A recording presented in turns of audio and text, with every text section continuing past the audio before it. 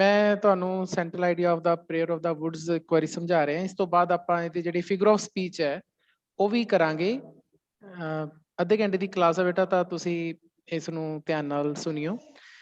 ਤਾਂ ਆਪਾਂ ਸਾਰੀ ਪ੍ਰੇਅਰ ਕਰ ਚੁੱਕੇ ਹਾਂ। ਦਾ ਪ੍ਰੇਅਰ ਆਫ ਦਾ ਵੁੱਡਸ ਇਸ ਦਾ ਸੈਂਟਰਲ ਆਈਡੀਆ ਕਾਫੀ ਜ਼ਿਆਦਾ ਇੰਪੋਰਟੈਂਟ ਹੈ, ਪੇਪਰ 'ਚ ਆ ਜਾਂਦਾ ਹੈ। ਇਹ ਜਿਹੜੇ +2 ਪੁਰਾਣੀ ਆ ਆਪਣੀ, ਜਿਨ੍ਹਾਂ ਦੇ ਪੇਪਰ ਹੋਣੇ ਆ, ਉਹ ਤਾਂ ਧਿਆਨ ਨਾਲ ਸੁਣਨ।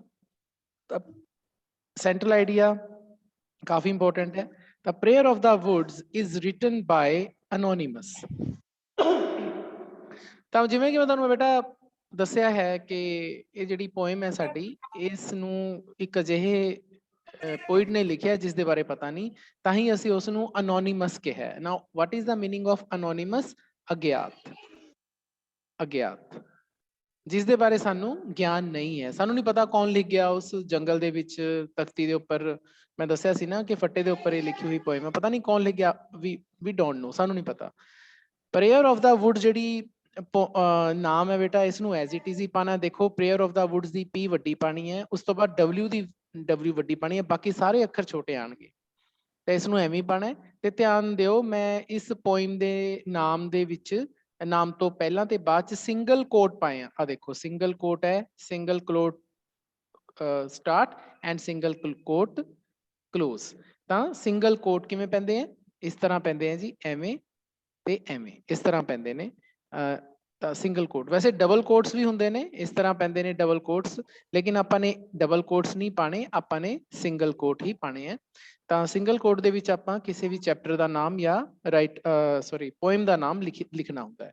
ਤਾਂ ਪ੍ਰੇਅਰ ਆਫ ਦਾ ਵੁੱਡਸ ਕਿਹਨੇ ਲਿਖੀ ਹੈ ਜੀ? ਅਨੋਨੀਮਸ ਨੇ। ਸਾਨੂੰ ਨਹੀਂ ਪਤਾ ਕਿਸ ਨੇ ਲਿਖੀ ਹੈ। ਅਨੋਨੀਮਸ ਦੇ ਸਪੈਲਿੰਗ ਧਿਆਨ ਨਾਲ ਪਾਣੇ ਹੈ। ਇਸ ਨੂੰ ਯਾਦ ਕਰਕੇ 5-7 ਵਾਰੀ ਪ੍ਰੈਕਟਿਸ ਲਈ ਪਾ ਕੇ ਦੇਖ ਲੈਣੇ ਤਾਂ ਕਿ ਗਲਤੀ ਨਾ ਹੋਵੇ। ਆਸਾਨੀ ਹੈ ਯਾਦ ਕਰਨਾ। ANONY ਅਨੋਨੀ ਪਾ ਲਓ। ਜਿਵੇਂ ਨੋਨੀ ਕਈ ਬੱਚਿਆਂ ਦਾ ਨਾਂ ਹੁੰਦਾ ਹੈ, ਨੋਨੀ NONY ਹੈ ਨਾ, ਉਹਦੇ ਅੱਗੇ A ਪਾ ਲਓ, ਅਨੋਨੀ ਬਣ ਗਿਆ। ਪਿੱਛੇ MOUS ਪਾ ਲਓ, ਮਸ ਬਣ ਗਿਆ। ਠੀਕ ਹੈ ਨਾ, ਅਨੋਨੀਮਸ ਬਣ ਗਿਆ। ਹਾਂਜੀ, it is a plea to respect the trees and woods. Now what is the meaning of plea? Plea ਦਾ ਮਤਲਬ ਹੁੰਦਾ ਹੈ ਜੀ ਪ੍ਰਾਰਥਨਾ। ਪ੍ਰਾਰਥਨਾ। ਤਾਂ ਇਹ ਇੱਕ ਪ੍ਰਾਰਥਨਾ ਹੈ ਕਿ ਕਾਹਦੇ ਲਈ? ਕਿ ਟਰੀਜ਼ ਤੇ ਵੁੱਡਸ ਦੀ ਆਪਾਂ ਰਿਸਪੈਕਟ ਕਰੀਏ। ਟਰੀਜ਼ ਦਰਖਤਾਂ ਨੂੰ ਕਿਹਾ ਜਾਂਦਾ ਹੈ, ਵੁੱਡਸ ਜੰਗਲ ਨੂੰ ਕਿਹਾ ਜਾਂਦਾ ਹੈ। ਕਿ ਇਹ ਪੋਇਮ ਅਸੀਂ ਸਾਰੀ ਪੜ੍ਹੀ ਹੈ ਬੇਟਾ। ਇਸ ਪੋਇਮ ਦੇ ਵਿੱਚ ਕੀ ਹੈ ਕਿ ਸਾਨੂੰ ਇੱਕ ਪ੍ਰਾਰਥਨਾ ਹੈ। ਇਹ ਜੰਗਲ ਸਾਨੂੰ ਪ੍ਰਾਰਥਨਾ ਕਰਕੇ ਦੱਸਦੇ ਨੇ। ਬਿਲਕੁਲ ਐਂਡ ਦੇ ਵਿੱਚ ਉਹ ਸਾਨੂੰ ਕਹਿੰਦੇ ਨੇ ਹਾਰਮ ਮੀ ਨੋਟ। ਯਾਦ ਹੋਣਾ ਤੁਹਾਨੂੰ, ਹਾਰਮ ਮੀ ਨੋਟ। ਉਹ ਕਹਿੰਦੇ ਨੇ ਸਾਨੂੰ ਨਾ ਕੱਟੋ। ਤਾਂ ਇੱਕ ਪ੍ਰਾਰਥਨਾ ਹੈ ਜੰਗਲਾਂ ਦੀ। ਪਲੀ ਦਾ ਮਤਲਬ ਪ੍ਰਾਰਥਨਾ, PLEA, ਪਲੀ, ਕਿ ਅਸੀਂ ਵੁੱਡਸ ਤੇ ਟਰੀਜ਼ ਦਾ ਰਿਸਪੈਕਟ ਕਰੀਏ। ਨੋ, ਇੱਥੇ ਨਾ ਇੱਕ ਧਿਆਨ ਰੱਖਿਓ ਕਿ ਵੁੱਡਸ ਦਾ ਮਤਲਬ ਜੰਗਲ ਹੁੰਦਾ। ਦੇਖੋ, ਜੇ ਆਪਾਂ ਇੱਥੇ ਵੁੱਡ ਪਾਤਾ, WOOD ਪਾਤਾ, ਵੁੱਡ ਪਾਤਾ, ਵੁੱਡ ਦਾ ਮਤਲਬ ਹੁੰਦਾ ਲੱਕੜ। ਤਾਂ ਇਹ ਛੋਟੀਆਂ ਛੋਟੀਆਂ ਗੱਲਾਂ ਦਾ ਧਿਆਨ ਕਰਿਓ। ਲੇਕਿਨ ਵੁੱਡਸ ਜੇ ਉਹਦੇ ਪਿੱਛੇ S ਪੈ ਜੇ ਤਾਂ ਉਹਦਾ ਮਤਲਬ ਹੁੰਦਾ ਜੰਗਲ। ਦੇਖੋ, ਇਹ ਇੰਗਲਿਸ਼ ਦੀ ਇੱਕ ਖਾਸੀਅਤ ਹੈ ਕਿ ਸਿਰਫ S ਦੇ ਆਉਣ ਦੇ ਨਾਲ ਜਿਹੜੀ ਸਾਡੇ ਅੱਖਰ, ਜਿਹੜਾ ਸਾਡਾ ਵਰਡ ਹੈ, ਉਹਦਾ ਮਤਲਬ ਹੀ ਚੇਂਜ ਹੋ ਜਾਂਦਾ। ਤਾਂ ਇਸ ਕਰਕੇ ਇਹ ਗੱਲ ਦਾ ਖਿਆਲ ਰੱਖਣਾ ਕਿ ਇੱਥੇ ਤੁਸੀਂ ਵੁੱਡਸ ਪਾਣਾ, ਇੱਥੇ ਵੁੱਡ ਨਹੀਂ ਪਾਣਾ। ਵੁੱਡਸ ਦਾ ਮਤਲਬ ਜੰਗਲ ਹੁੰਦਾ ਹੈ, ਵੁੱਡ ਦਾ ਮਤਲਬ ਲੱਕੜ ਹੁੰਦਾ ਹੈ। The name of the poet is unknown. Poet ਦਾ ਨਾਮ, ਕਵੀ ਦਾ ਨਾਮ ਸਾਨੂੰ ਨਹੀਂ ਪਤਾ। ਅਨਨੋਨ, ਅਨਨੋਨ ਮਤਲਬ ਅਨੋਨੀਮਸ। ਅਨਨੋਨ, ਨੋਨ ਦਾ ਮਤਲਬ ਜਿਸ ਦੇ ਬਾਰੇ ਪਤਾ ਹੋਵੇ। ਨੋ, ਨਿਊ, ਨੋਨ ਵਰਬ ਦੀਆਂ ਫਾਰਮਾਂ ਹੁੰਦੀਆਂ ਨੇ, ਤੇ ਉਸ ਦੇ ਅੱਗੇ ਆਪਾਂ UN ਪਾ ਦਈਏ ਤਾਂ ਉਹਦਾ ਉਲਟ ਹੋ ਜਾਂਦਾ, ਅਨਨੋਨ। ਤਾਂ ਟਰੀਜ਼ ਕੀ ਨੇ? Trees are a blessing for us. Now blessing ਦਾ ਮਤਲਬ ਕੀ ਹੈ ਜੀ? ਵਰਦਾਨ। ਵਰਦਾਨ। ਤਾਂ ਬੇਟਾ ਇਹ ਇੱਕ ਆਪਣੀ ਆਦਤ ਪਾ ਲਓ। ਮੰਨ ਲਓ ਜਿਵੇਂ ਮੈਂ ਪਾ ਰਹੇ ਹਾਂ, ਜਿਵੇਂ ਮੰਨ ਲਓ ਕੋਈ ਵੀ ਤੁਹਾਨੂੰ ਨਵਾਂ ਵਰਡ ਮਿਲਦਾ ਹੈ ਤੁਹਾਡੀ ਕਾਪੀ ਦੇ ਉੱਪਰ, ਮਤਲਬ ਤੁਹਾਡੀ ਪੱਕੀ ਕਾਪੀ ਤੇ ਮੰਨ ਲਓ ਇਹ ਕੁਐਸਚਨ ਤੁਸੀਂ ਲਿਖਿਆ ਹੋਇਆ ਹੈ, ਤੇ ਉਸ ਕਾਪੀ ਦੇ ਵਿੱਚ ਆਹ ਕੁਐਸਚਨ ਵੀ ਤੁਸੀਂ ਲਿਖਿਆ। ਕੁਐਸਚਨ ਦਾ ਕੋਈ ਮਤਲਬ ਸਮਝਾਉਂਦੇ ਹੋਏ ਜਿਵੇਂ ਮੈਂ ਤੁਹਾਨੂੰ ਉਹਦੀ ਪੰਜਾਬੀ ਦੱਸ ਰਿਹਾ, ਜਿਵੇਂ ਮੈਂ ਤੁਹਾਨੂੰ ਅਨੋਨੀਮਸ ਦਾ ਮਤਲਬ ਦੱਸਿਆ, ਪਲੀ ਦਾ ਮਤਲਬ ਦੱਸਿਆ, ਹੁਣ ਬਲੈਸਿੰਗ ਦਾ ਮਤਲਬ ਦੱਸ ਰਹੇ ਹਾਂ।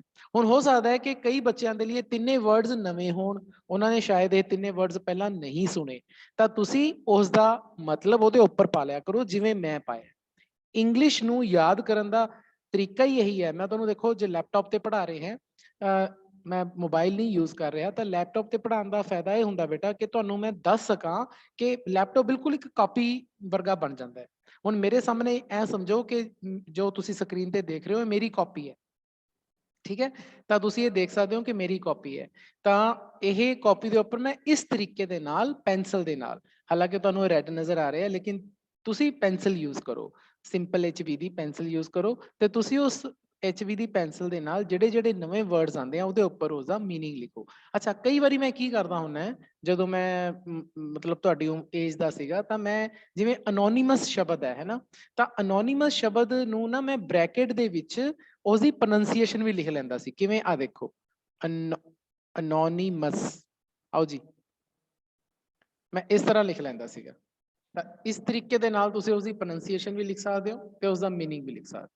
तां ਇਹਦੇ ਨਾਲ ਫਾਇਦਾ ਇਹ ਹੁੰਦਾ, ਸਪੋਜ਼ ਕਰੋ ਨੈਕਸਟ ਟਾਈਮ ਜਦੋਂ ਮੈਂ ਤੁਹਾਡੇ ਕੋਲੇ ਨਹੀਂ ਹੈਗਾ, ਸਪੋਜ਼ ਕਰੋ ਤੁਸੀਂ ਉਸ ਦੀ ਰਿਵੀਜ਼ਨ ਕਰਨੀ ਹੈ ਤਾਂ ਤੁਹਾਡੇ ਕੋਲੇ ਇਸ ਦਾ ਮੀਨਿੰਗ ਵੀ ਲਿਖਿਆ ਹੋਇਆ ਤੇ ਬ੍ਰੈਕਟ ਦੇ ਵਿੱਚ ਤੁਸੀਂ ਉਸ ਦੀ ਪ੍ਰੋਨਾਂਸੀਏਸ਼ਨ ਵੀ ਲਿਖੀ ਹੋਈ ਹੈ। ਜਿਵੇਂ ਪਲੀ ਹੈ ਤਾਂ ਪਲੀ ਦੀ ਤੁਸੀਂ ਇੱਥੇ ਪ੍ਰੋਨਾਂਸੀਏਸ਼ਨ ਲਿਖ ਸਕਦੇ ਹੋ, ਪੀ ਪ ਲਲੇ ਨੂੰ ਬਿਹਾਰੀ ਪਲੀ ਹੋ ਗਈ ਹੈ ਨਾ। ਇਸੇ ਤਰ੍ਹਾਂ ਤੁਸੀਂ ਬਲੈਸਿੰਗ ਵੀ ਲਿਖ ਸਕਦੇ ਹੋ। ਤਾਂ ਇਹ ਦੋ ਚੀਜ਼ਾਂ ਤੁਸੀਂ ਪਾ ਸਕਦੇ ਹੋ ਨਵੇਂ ਵਰਡਸ ਦੇ ਲਈ, ਤੁਸੀਂ ਪ੍ਰੋਨਾਂਸੀਏਸ਼ਨ ਪਾ ਸਕਦੇ ਹੋ ਤੇ ਤੁਸੀਂ ਕੀ ਪਾ ਸਕਦੇ ਹੋ ਜੀ, ਤੁਸੀਂ ਉਸ ਦਾ ਮੀਨਿੰਗ ਪਾ ਸਕਦੇ ਹੋ। ਪ੍ਰੋਨਾਂਸੀਏਸ਼ਨ ਬ੍ਰੈਕਟ ਚ ਪਾ ਲਓ, ਮੀਨਿੰਗ ਉਸ ਦਾ ਤੁਸੀਂ ਵੈਸੇ ਲਿਖ ਲਓ। ਤਾਂ ਦੋਨੇ ਚੀਜ਼ਾਂ ਨਾਲ ਤੁਹਾਨੂੰ ਪਤਾ ਵੀ ਲੱਗ ਗਿਆ ਕਿ ਬੋਲਣਾ ਕਿਵੇਂ ਹੈ ਤੇ ਨਾਲੇ ਸਾਨੂੰ ਇਹ ਪਤਾ ਲੱਗ ਗਿਆ ਕਿ ਉਸ ਦਾ ਮਤਲਬ ਕੀ ਹੈ। ਤਾਂ ਟਰੀਜ਼ ਕੀ ਨੇ ਜੀ, ਉਹ ਸਾਡੇ ਲਈ ਬਲੈਸਿੰਗ ਨੇ। ਬਲੈਸਿੰਗ ਦਾ ਮਤਲਬ ਵਰਦਾਨ। ਬਲੈਸ ਕੀ ਹੁੰਦਾ ਜੀ, ਬਲੈਸ ਵਰਬ ਹੁੰਦੀ ਹੈ। ਬਲੈਸ, ਬਲੈਸਡ, ਬਲੈਸਡ ਈਡੀ ਪੈਂਦੀ ਹੈ, ਵਰਬ ਦੀ ਫਾਰਮ ਹੈ। ਬਲੈਸ ਦਾ ਮਤਲਬ ਕਿਸੇ ਨੂੰ ਵਰ ਦੇਣਾ, ਕਿਸੇ ਲਈ ਚੰਗਾ ਫੀਲ ਕਰਨਾ, ਕਿਸੇ ਨੂੰ ਕੋਈ ਅਸੀਸ ਦੇਣਾ। ਬਲੈਸ ਦਾ ਮਤਲਬ ਅਸੀਸ ਦੇਣਾ ਤੇ ਉਸ ਦੀਆਂ ਵਰਬ ਦੀਆਂ ਫਾਰਮਸ ਹੁੰਦੀਆਂ ਬਲੈਸ, ਬਲੈਸਡ, ਬਲੈਸਡ ਈਡੀ ਪੈ ਜਾਂਦੀ ਹੈ। ਲੇਕਿਨ ਆਪਾਂ ਬਲੈਸ ਦੇ ਨਾਲ ING ਪਾਤਾ, ਆਪਾਂ ਨੇ ਕੀ ਬਣਾਤਾ, ਇਸ ਨੂੰ ਨਾउन ਬਣਾਤਾ। ਇਹ ਕੀ ਬਣ ਗਿਆ, ਜੈਰਿੰਡ ਬਣ ਗਿਆ। ਯਾਦ ਕਰੋ ਮੈਂ ਤੁਹਾਨੂੰ ਜੈਰਿੰਡ ਕਰਾਇਆ ਸੀ। ਜੈਰਿੰਡ ਕਿੱਥੋਂ ਬਣਦਾ ਹੁੰਦਾ ਹੈ, ਜੈਰਿੰਡ ਹੁੰਦਾ ਹੈ ਜਿਹੜਾ ਕਿ ਕਿਸੇ ਵਰਬ ਤੋਂ ਬਣਦਾ ਹੈ, ING ਲਾ ਕੇ ਬਣਦਾ ਹੈ ਤੇ ਉਹ ਨਾउन ਦਾ ਕੰਮ ਕਰਦਾ ਹੈ, ਇਹੀ ਹੈ ਨਾ ਜੈਰਿੰਡ। ਤਾਂ ਇੱਥੇ ਬਲੈਸਿੰਗ ਕੀ ਹੈ, ਜੈਰਿੰਡ ਹੈ। they have many uses for our life, ਕਹਿੰਦੇ ਸਾਡੀ ਜ਼ਿੰਦਗੀ ਦੇ ਲਈ ਕੀ ਨੇ, ਉਹਨਾਂ ਦੇ ਬਹੁਤ ਜ਼ਿਆਦਾ ਫਾਇਦੇ ਨੇ, ਯੂਜ਼ਸ ਲਾਭ ਨੇ। ਮੈਨੀ ਬਹੁਤ ਸਾਰੇ, ਯੂਜ਼ਸ ਲਾਭ। ਦੇ ਇੱਥੇ ਕਿਹਨੂੰ ਕਿਹਾ ਗਿਆ, ਦੇ ਇੱਥੇ ਟਰੀਜ਼ ਨੂੰ ਕਿਹਾ ਗਿਆ ਕਿ ਜਿਹੜੇ ਟਰੀਜ਼ ਨੇ ਉਹਨਾਂ ਦੀ ਸਾਡੀ ਜ਼ਿੰਦਗੀ, ਫॉर ਆਵਰ ਲਾਈਫ, ਸਾਡੀ ਜ਼ਿੰਦਗੀ ਦੇ ਲਈ, ਸਾਡੀ ਜ਼ਿੰਦਗੀ ਦੇ ਵਿੱਚ ਉਹਨਾਂ ਦੇ ਬਹੁਤ ਸਾਰੇ, ਹੈਵ ਮੈਨੀ ਯੂਜ਼ਸ ਦੇ ਲਈ ਆਪਾਂ ਮੈਨੀ ਯੂਜ਼ ਕਰ ਲਿਆ। ਯਾਦ ਕਰੋ ਮੈਂ ਮੈਨੀ ਦੱਸਿਆ ਸੀ ਕਿ ਮੈਨੀ ਕੀ ਚੀਜ਼ ਹੈ, ਮੈਨੀ ਇਜ਼ ਅ ਡਿਟਰਮੀਨਰ, ਮੈਨੀ ਇਜ਼ ਅ ਡਿਟਰਮੀਨਰ। ਤੇ ਮੈਨੀ ਕਿੱਥੇ ਲੱਗਦਾ ਹੈ, ਉਹਨਾਂ ਚੀਜ਼ਾਂ ਦੇ ਅੱਗੇ ਲੱਗਦਾ ਹੈ ਜਿਨ੍ਹਾਂ ਚੀਜ਼ਾਂ ਨੂੰ ਅਸੀਂ ਗਿਣ ਸਕੀਏ, ਉਹਨਾਂ ਨਾउन्स ਦੇ ਅੱਗੇ ਲੱਗਦਾ ਹੈ ਜਿਨ੍ਹਾਂ ਜਿਹੜੇ ਨਾउन्स ਨੂੰ ਅਸੀਂ ਇੱਕ ਇੱਕ ਕਰਕੇ ਗਿਣ ਸਕੀਏ। ਯੂਜ਼ਸ ਦਾ ਮਤਲਬ ਲਾਭ, ਇੱਕ ਲਾਭ, ਦੋ ਲਾਭ, ਤਿੰਨ ਲਾਭ, ਚਾਰ ਲਾਭ, 10 ਲਾਭ, 20 ਲਾਭ, ਹੈ ਨਾ। ਤਾਂ ਆਪਾਂ ਯੂਜ਼ਸ ਨੂੰ ਗਿਣ ਸਕਦੇ ਹਾਂ, ਉਪਯੋਗ ਨੂੰ ਗਿਣ ਸਕਦੇ ਹਾਂ, ਉਹਦੇ ਅੱਗੇ ਆਪਾਂ ਮੈਨੀ ਲਾ ਦਾਂਗੇ। ਹੁਣ ਇੱਥੇ ਮੱਚ ਨਹੀਂ ਲਾ ਸਕਦੇ। ਤਾਂ ਬੇਟਾ ਜਿਹੜੀ ਗ੍ਰਾਮਰ ਹੈ ਨਾ, ਇਹ ਤੁਹਾਡੇ ਉਹਦੇ ਨਾਲ ਚੱਲਦੀ ਹੈ। ਜਾਂ ਜਦੋਂ ਤੁਸੀਂ ਇਸ ਨੂੰ, ਜਿਵੇਂ ਹੁਣ ਕੁਐਸਚਨ ਨੂੰ ਮੈਂ ਜਿਵੇਂ ਤੁਹਾਨੂੰ ਰੀਡ ਕਰਾ ਰਿਹਾ ਨਾ, ਤੁਹਾਡੀ ਕੋਸ਼ਿਸ਼ ਹੋਣੀ ਚਾਹੀਦੀ ਹੈ ਕਿ ਜਦੋਂ ਤੁਸੀਂ ਕੁਐਸਚਨ ਨੂੰ ਯਾਦ ਕਰੋ ਤਾਂ ਇਸ ਤਰੀਕੇ ਨਾਲ ਯਾਦ ਕਰੋ। ਤਾਂ ਇਹਦੇ ਨਾਲ ਫਾਇਦਾ ਕੀ ਹੁੰਦਾ ਹੈ, ਇਹਦੇ ਨਾਲ ਇੱਕ ਤਾਂ ਕੁਐਸਚਨ ਤੁਹਾਨੂੰ ਚੰਗੀ ਤਰ੍ਹਾਂ ਯਾਦ ਹੋ ਜਾਂਦਾ ਹੈ, ਤੁਸੀਂ ਖੁੱਭ ਗਏ ਕੁਐਸਚਨ 'ਚ, ਇੱਕ ਇੱਕ ਚੀਜ਼ ਨੂੰ ਤੁਸੀਂ ਬਾਰੀਕੀ 'ਚ ਦੇਖ ਰਹੇ ਹੋ। ਨੰਬਰ 2 ਤੇ ਤੁਹਾਡੀ ਗ੍ਰਾਮਰ ਦੀ ਰਿਵਾਈਜ਼ ਹੋ ਰਹੀ ਹੈ, ਤੁਹਾਨੂੰ ਗ੍ਰਾਮਰ ਵੀ ਰਿਵੀਜ਼ਨ ਹੋ ਰਹੀ ਹੈ ਨਾਲ ਨਾਲ। ਤੁਹਾਨੂੰ ਫਟਾਫਟ ਪਤਾ ਲੱਗ ਰਿਹਾ ਹੈ ਕਿ ਯਾਰ ਜੈਰਿੰਡ ਕੀ ਸੀ, ਤੁਹਾਨੂੰ ਪਤਾ ਲੱਗ ਰਿਹਾ ਹੈ ਕਿ ਆ ਡਿਟਰਮੀਨਰ ਮੈਨੀ ਆਪਾਂ ਯੂਜ਼, ਤਾਂ ਤੁਹਾਨੂੰ ਗ੍ਰਾਮਰ ਐਕਸਟਰਾ ਕਰਨ ਦੀ ਲੋੜ ਨਹੀਂ ਹੈ। ਜਿਹੜੇ ਚੰਗੇ ਬੱਚੇ ਹੁੰਦੇ ਆ ਨਾ, ਉਹ ਇਸ ਤਰ੍ਹਾਂ ਪੜ੍ਹਦੇ ਆ। ਮੈਂ ਚਾਹੁੰਦਾ ਹਾਂ ਕਿ ਤੁਸੀਂ ਚੰਗੇ ਬੱਚਿਆਂ ਵਾਂਗੂ ਪੜ੍ਹੋ, ਰੱਟਾ ਨਾ ਲਾਓ।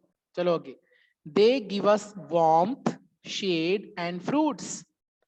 ਦੇ give us warmth, shade and fruit. ਦੇ ਦਾ ਮਤਲਬ ਫਿਰ ਟਰੀਜ਼ ਨੂੰ ਕਿਹਾ ਗਿਆ, ਵੁੱਡਸ ਨੂੰ ਕਿਹਾ ਗਿਆ। ਉਹ ਸਾਨੂੰ ਦੇਖੋ ਕਿੰਨੀਆਂ ਕੁਝ ਚੀਜ਼ਾਂ ਦਿੰਦੇ ਨੇ। ਵਾਰਮ ਦਾ ਮਤਲਬ ਕੀ ਹੁੰਦਾ ਹੈ, ਵਾਰਮਥ ਸ਼ਬਦ ਵਾਰਮ ਤੋਂ ਬਣਿਆ, WARM ਤੋਂ, WARM, ਵਾਰਮ ਦਾ ਮਤਲਬ ਹੁੰਦਾ ਹੈ ਨਿੱਘਾ ਹੋਣਾ, ਠੀਕ ਹੈ। ਵਾਰਮ ਦਾ ਮਤਲਬ ਹੁੰਦਾ ਹੈ ਨਿੱਘਾ ਹੋਣਾ। ਉਹਦੇ ਪਿੱਛੇ ਆਪਾਂ ਇਹਦੇ ਪਿੱਛੇ ਆਪਾਂ TH ਲਾ ਦਈਏ ਤਾਂ ਇਹਨੂੰ ਆਪਾਂ ਕਹਿ ਦਿੰਦੇ ਹਾਂ ਵਾਰਮਥ। ਵਾਰਮ ਦਾ ਮਤਲਬ ਨਿੱਘਾਪਣ, ਉਹ ਸਾਨੂੰ ਨਿੱਘਾਪਣ ਦਿੰਦੇ ਨੇ। ਕਿਵੇਂ, ਯਾਦ ਕਰੋ ਤੁਸੀਂ ਆਪਣੀ ਪਹਿਲੀ ਉਹ ਲਾਈਨ, ਜਿਹੜੀ ਸਾਡੀ ਪੋਇਮ ਦੀ ਪਹਿਲੀ ਲਾਈਨ ਕੀ ਸੀ ਕਿ ਜਿਹੜੇ ਇਹ ਇੱਕ ਹਾਰਥ ਦਾ ਕੰਮ ਕਰਦੇ ਨੇ ਵਿੰਟਰ ਦੀਆਂ ਕੋਲਡ ਨਾਈਟਸ ਦੇ ਵਿੱਚ। ਉਸ ਲਾਈਨ ਦਾ ਮਤਲਬ ਇਹੀ ਹੈ ਨਾ ਕਿ ਜਿਹੜੇ ਸਾਡੇ ਇਹ ਟਰੀਜ਼ ਨੇ, ਇਹ ਕੀ ਦਿੰਦੇ ਨੇ ਸਾਨੂੰ, ਸਰਦੀਆਂ ਦੇ ਵਿੱਚ ਤਪਸ਼ ਦਿੰਦੇ ਨੇ, ਨਿੱਘ ਦਿੰਦੇ ਨੇ। ਅੱਛਾ, ਫਿਰ ਉਸ ਤੋਂ ਅਗਲੀ ਲਾਈਨ ਕੀ ਸੀ ਕਿ ਇਹ ਗਰਮੀਆਂ ਦੇ ਵਿੱਚ ਸਮਰ ਸਨ ਤੋਂ ਸਾਨੂੰ ਇਹ ਸਕਰੀਨਿੰਗ ਕਰਦੇ ਨੇ, ਸ਼ੇਡ ਦਿੰਦੇ ਨੇ, ਛਾਇਆ ਦਿੰਦੇ ਨੇ, ਤਾਂ ਇੱਥੇ ਅਸੀਂ ਸ਼ੇਡ ਲਿਖ ਲਿਆ। ਤਾਂ ਹੁਣ ਟਰੀ ਸਾਨੂੰ ਵਾਰਮਥ ਪ੍ਰੋਵਾਈਡ ਕਰਦੇ ਨੇ। ਵਾਰਮ ਦਾ ਮਤਲਬ ਨਿੱਘਾਪਣ, ਨਿੱਘ ਕਹਿ ਸਕਦੇ ਹੋ। ਸ਼ੇਡ ਦਾ ਮਤਲਬ ਛਾਇਆ, ਐਂਡ ਫਰੂਟਸ, ਅਤੇ ਸਾਨੂੰ ਫਰੂਟਸ ਦਿੰਦੇ ਨੇ। ਯਾਦ ਕਰੋ ਰਿਫਰੈਸ਼ਿੰਗ ਫਰੂਟਸ, ਉਹ ਨਾਮ ਯਾਦ ਆਇਆ ਸੀਗਾ, ਉਹ ਨਾਮ ਆਇਆ ਸੀਗਾ ਪੋਇਮ ਦੇ ਵਿੱਚ। ਤਾਂ ਸਾਨੂੰ ਇਹ ਸਾਰੀਆਂ ਚੀਜ਼ਾਂ ਦਿੰਦੇ ਨੇ। ਵਾਰਮ, ਤਾਂ ਟਰੀ ਸਾਨੂੰ ਕੀ ਕੀ ਦਿੰਦੇ ਨੇ? ਵਾਰਮਥ, ਸ਼ੇਡ ਐਂਡ ਫਰੂਟਸ, ਇਹ ਸਾਨੂੰ ਪ੍ਰੋਵਾਈਡ ਕਰਦੇ ਨੇ। ਅੱਗੇ ਆ ਜਾਓ। They live with us from birth to death. They live with us, ਉਹ ਸਾਡੇ ਨਾਲ ਰਹਿੰਦੇ ਨੇ। live ਦਾ ਮਤਲਬ ਰਹਿਣਾ। ਇੱਥੇ verb ਦੀ ਫਾਰਮ ਯੂਜ਼ ਹੋਈ ਹੈ, ਪਹਿਲੀ verb ਦੀ ਫਾਰਮ ਯੂਜ਼ ਹੋਈ ਹੈ, present tense, indefinite tense, subject ਦੇ ਨਾਲ verb ਦੀ ਪਹਿਲੀ ਫਾਰਮ, ਕਿਉਂਕਿ live ਦੀਆਂ verb ਦੀਆਂ ਫਾਰਮ ਕੀ ਹੁੰਦੀਆਂ ਨੇ? live, lived, lived। ਤਾਂ ਕਿਉਂਕਿ ਪਹਿਲੀ ਫਾਰਮ ਯੂਜ਼ ਹੋ ਗਈ subject ਦੇ ਨਾਲ, ਤਾਂ ਇਹ ਕੀ ਬਣ ਗਿਆ? ਸਾਡਾ ਸਿੰਪਲ ਪ੍ਰੈਜ਼ੈਂਟ ਟੈਂਸ। ਉਹ ਸਾਨੂੰ ਸਾਡੇ ਨਾਲ ਰਹਿੰਦੇ ਨੇ ਕਦੋਂ? ਫਰੋਮ ਬਰਥ ਟੂ ਡੈਥ, ਜੀਵਨ ਤੋਂ ਲੈ ਕੇ ਮਰਨ ਤੱਕ। ਯਾਦ ਕਰੋ ਤੀਸਰੀ ਪਤਾ ਨਹੀਂ ਚੌਥੇ ਸਟੈਂਜ਼ੇ ਦੇ ਵਿੱਚ ਕੀ ਆਇਆ ਸੀਗਾ ਟਰੀਜ਼ ਬਾਰੇ। ਟਰੀਜ਼ ਸਾਨੂੰ ਇਹ ਕਹਿੰਦੇ ਆ ਕਿ ਟਰੀਜ਼ ਜਿਹੜੇ ਨੇ ਉਹ ਸਾਡੇ ਜਿਹੜੇ ਪੰਗੂੜਾ, ਯਾਦ ਕਰੋ ਇੱਕ ਆਇਆ ਸੀ ਨਾ ਵਰਡ ਇੰਗਲਿਸ਼ ਦਾ ਕਿ ਸਾਡੇ ਕੌਫਿਨ ਸ਼ਬਦ ਕੀ ਸੀਗਾ? ਉਹ ਜਿਹੜਾ ਜਿਸ ਦੇ ਵਿੱਚ ਡੈੱਡ ਬੋਡੀ ਪਾਈ ਜਾਂਦੀ ਹੈ, ਤਾਬੂਤ ਜਿਹਨੂੰ ਆਪਾਂ ਪੰਜਾਬੀ ਚ ਕਹਿੰਦੇ ਆ। ਕ੍ਰੈਡਲ ਦਾ ਮਤਲਬ ਭਗੂੜਾ। ਕ੍ਰੈਡਲ ਜਦੋਂ ਬੱਚਾ ਜਨਮ ਲੈਂਦਾ ਤਾਂ ਝੂਟੇ ਲੈਂਦਾ ਭਗੂੜੇ ਚ, ਕ੍ਰੈਡਲ ਦੇ ਵਿੱਚ। ਤੇ ਜਦੋਂ ਉਹੀ ਬੱਚਾ ਵੱਡਾ ਹੋ ਕੇ ਪੂਰੀ ਉਮਰ ਭੋਗ ਕੇ ਮਰ ਜਾਂਦਾ ਹੈ ਤਾਂ ਫਿਰ ਉਸਨੂੰ ਕੌਫਿਨ ਚ ਪਾ ਦਿੱਤਾ ਜਾਂਦਾ ਹੈ। ਕੌਫਿਨ ਮਤਲਬ ਤਾਬੂਤ ਚ ਪਾ ਦਿੱਤਾ ਜਾਂਦਾ। ਤਾਂ ਉਹੀ ਲਾਈਨ ਦੀ ਆਪਾਂ ਬਿਲਕੁਲ ਸਿੰਪਲ ਬਣਾ ਕੇ, ਤਾਂ ਕਿ ਤੁਹਾਨੂੰ ਈਜ਼ੀਲੀ ਯਾਦ ਹੋ ਸਕੇ, ਆਪਾਂ ਨੇ ਕੀ ਲਾਈਨ ਬਣਾਤੀ ਕਿ they live with us from birth to death, ਕਿ ਜੀਵਨ ਤੋਂ ਲੈ ਕੇ ਮਰਨ ਤੱਕ ਉਹ ਸਾਡੇ ਨਾਲ ਰਹਿੰਦੇ ਨੇ। ਕੌਣ ਰਹਿੰਦੇ ਨੇ? ਦੇ। ਇੱਥੇ ਦੇ ਬਾਰ-ਬਾਰ ਕਿਹਨੂੰ ਯੂਜ਼ ਕੀਤਾ ਜਾ ਰਿਹਾ ਹੈ? ਦੇ ਇੱਥੇ ਕਿਹਦੇ ਲਈ ਯੂਜ਼ ਕੀਤਾ ਜਾ ਰਿਹਾ ਹੈ?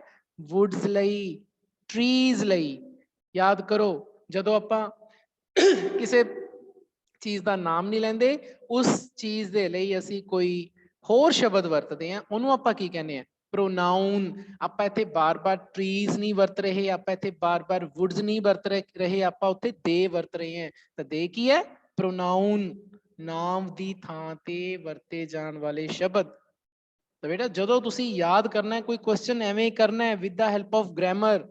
ਜਿਹੜੇ ਹੁਣ +2 ਦੇ ਕੁਝ ਮੇਰੇ ਨਾਲ ਸਟੂਡੈਂਟਸ ਜੁੜੇ ਹੋਏ ਨੇ, ਜਿਵੇਂ ਮੈਂ ਦੇਖ ਰਹੇ ਹਾਂ ਮੈਨੂੰ ਲੱਗਦਾ ਹੈ ਕਿ ਮਨਪ੍ਰੀਤ ਵੀ ਹੈ, ਅੱਜ ਜਸਵੰਤ ਵੀ ਹੈ, ਤਾਂ ਹੋਰ ਵੀ ਹੋ ਸਕਦੇ ਮੇਰੇ ਨਾਲ ਜੁੜੇ ਹੁਣ ਪੁਰਾਣੇ ਸਟੂਡੈਂਟਸ। ਤਾਂ ਉਹਨਾਂ ਨੂੰ ਬੇਟਾ ਮੈਂ ਦੱਸਣਾ ਚਾਹੂੰਗਾ ਕਿ ਜਦੋਂ ਤੁਸੀਂ ਕੱਲ ਨੂੰ ਵੱਡੀ ਕਲਾਸ ਜਾਣਾ ਹੈ, BA ਇਲੈਕਟਿਵ ਦੀ, BA ਕੰਪਲਸਰੀ ਦੀ ਕਲਾਸ 'ਚ ਜਾਣਾ ਹੈ, BA ਇੰਗਲਿਸ਼ ਕਰਨੀ ਹੈ ਜਾਂ ਕੋਈ ਵੀ ਹੋਰ ਕੋਰਸ ਕਰਨਾ, ਦੇਖੋ ਇੰਗਲਿਸ਼ ਤਾਂ ਆਣੀ ਹੈ ਉਹਦੇ 'ਚ।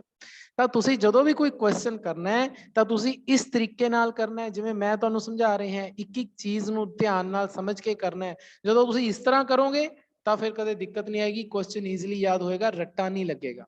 ਚਲੋ ਅੱਗੇ। ਉਸ ਤੋਂ ਬਾਅਦ ਅੱਗੇ ਹੈ ਜੀ, ਦੇ give us timber which is used for making houseboats and furniture। ਯਾਦ ਕਰੋ ਟਿੰਬਰ ਇੱਕ ਸ਼ਬਦ ਆਂਦਾ ਹੈ ਜੀ, ਪੂਰਾ ਹੀ ਸ਼ਬਦ ਆਂਦਾ ਹੈ ਇਸ ਪੋਇਮ ਦੇ ਵਿੱਚ। ਟਿੰਬਰ ਮੈਂ ਤੁਹਾਨੂੰ ਦੱਸਿਆ ਸੀ, ਟਿੰਬਰ ਇੱਕ ਤਰ੍ਹਾਂ ਦੀ ਲੱਕੜ ਹੀ ਹੁੰਦੀ ਹੈ, ਲੇਕਿਨ ਇਹ ਲੱਕੜ ਥੋੜੀ ਜੀ ਨਾ ਸੇਕ ਕੇ ਜਾਂ ਉਸ ਦੇ ਉੱਪਰ ਥੋੜੀ ਜੀ ਹੀਟ ਕਰਕੇ ਲੱਕੜ ਨੂੰ ਪਕਾਇਆ ਜਾਂਦਾ ਹੈ, ਮਤਲਬ ਉਸ ਲੱਕੜ ਨੂੰ ਪਕਾਇਆ ਜਾਂਦਾ ਹੈ। ਤਾਂ ਜਦੋਂ ਲੱਕੜ ਨੂੰ ਪਕਾਇਆ ਜਾਂਦਾ ਹੈ ਤਾਂ ਉਹ ਟਿੰਬਰ ਬਣ ਜਾਂਦੀ ਹੈ।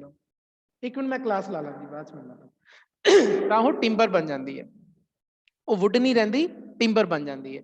ਤਾਂ ਟਿੰਬਰ ਕੀ ਚੀਜ਼ ਹੈ ਕਿ ਟਿੰਬਰ ਲੱਕੜ ਦੀ ਉਹ ਕਿਸਮ ਹੈ, ਲੇਕਿਨ ਉਸ ਨੂੰ ਸੇਕਿਆ ਜਾਂਦਾ ਹੈ, ਉਸ ਨੂੰ ਪਕਾਇਆ ਜਾਂਦਾ ਹੈ ਤਾਂ ਉਹ ਇੰਨੀ ਜ਼ਿਆਦਾ ਮਜ਼ਬੂਤ ਹੋ ਜਾਂਦੀ ਹੈ ਕਿ ਉਸ ਦੇ ਉੱਪਰ ਬਾਰਿਸ਼, ਪਾਣੀ ਦਾ ਅਸਰ ਬਹੁਤ ਘਟ ਜਾਂਦਾ ਹੈ। ਇਸੇ ਕਰਕੇ ਜਿਹੜੀ ਟਿੰਬਰ ਹੁੰਦੀ ਹੈ, ਇਹ ਲੱਕੜ, ਇਹ ਵਾਲੀ ਜਿਹੜੀ ਟਿੰਬਰ ਹੈ, ਇਹ ਸਾਡੇ ਟਰੱਕਾਂ ਦੇ ਵਿੱਚ ਯੂਜ਼ ਹੁੰਦੀ ਹੈ, ਬੋਟਸ ਦੇ ਵਿੱਚ ਯੂਜ਼ ਹੁੰਦੀ ਹੈ।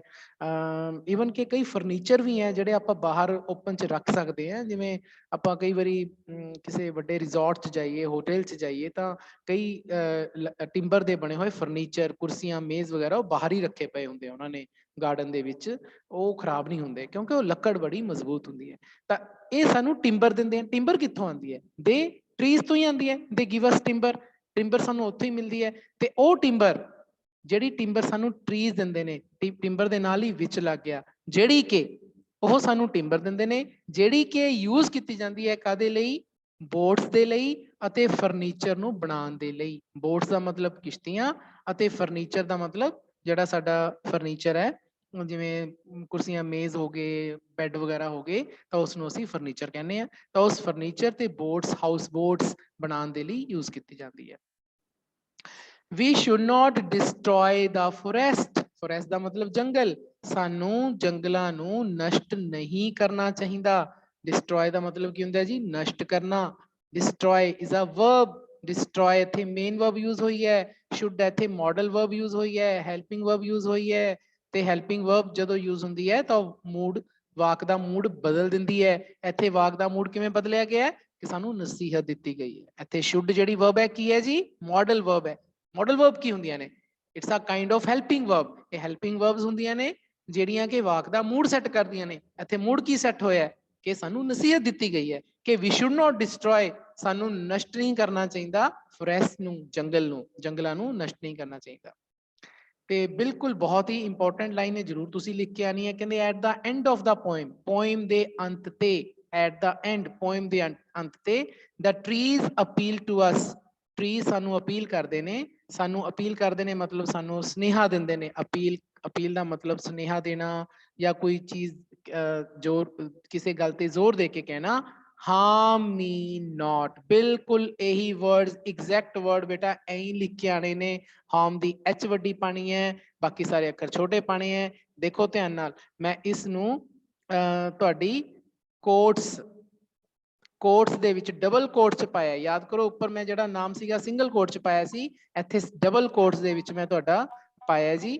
ਤੇ ਇਸ ਨੂੰ ਹਾਰਮ ਮੀ ਨੋਟ ਨੂੰ ਐਵੇਂ ਲਿਖਣਾ, ਬਿਕੋਜ਼ ਹਾਰਮ ਮੀ ਨੋਟ ਕੀ ਹੈ ਕਿ ਪੂਰੀ ਪੋਇਮ ਦਾ ਸਾਰ ਹੈ। It's a summary of the poem. ਤਾਂ ਟਰੀ ਸਾਨੂੰ at the end of the poem, poem ਦੇ ਅੰਤ ਤੇ ਸਾਨੂੰ ਟਰੀ ਅਪੀਲ ਕੀ ਕਰਦੇ ਨੇ? ਹਾਰਮ ਮੀ ਨੋਟ, ਕਿ ਸਾਨੂੰ ਨਾ ਕੱਟੋ।